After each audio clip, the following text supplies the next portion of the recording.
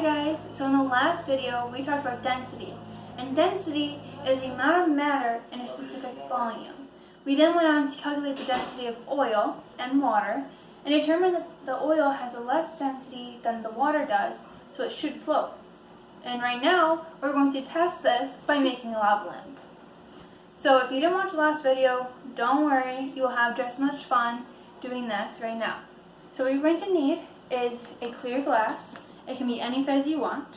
Some water, so it fills up at least 2/3 of your glass.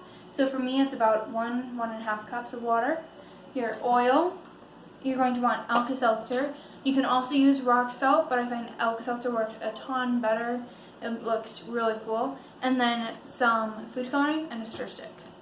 Alright, let's get started. So what you're going to want to do first is fill your container 2/3 of the way with water.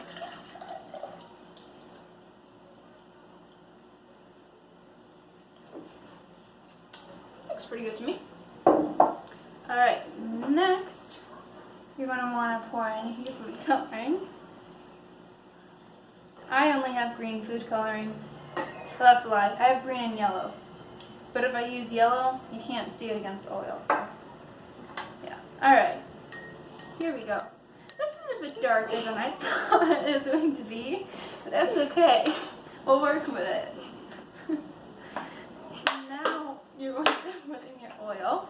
I'm using vegetable oil. It really doesn't matter what you use. I just had this on hand. Alright. And, like I said earlier, if our math was correct from the last video, the oil should float on top of the water. And if you look right there, it is floating.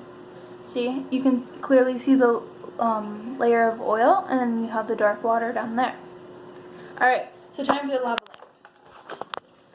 I love this experiment. It's been one of my favorites. I do it a lot when I'm babysitting, so I hope you guys like it. Alright, alka-seltzer reacts in water and makes it fizz. So, it'll cause it to fizz up right there, making it look like a really cool lava lamp.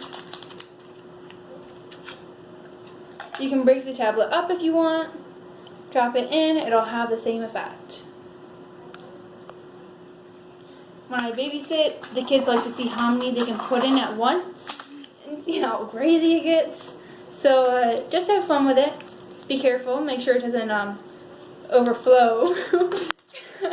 I might have wanted a larger container for this one, but I'll grab a plate really quick, just in case it spills over. Here we go. Nice little safety net for us. Because now, we can keep the reaction going.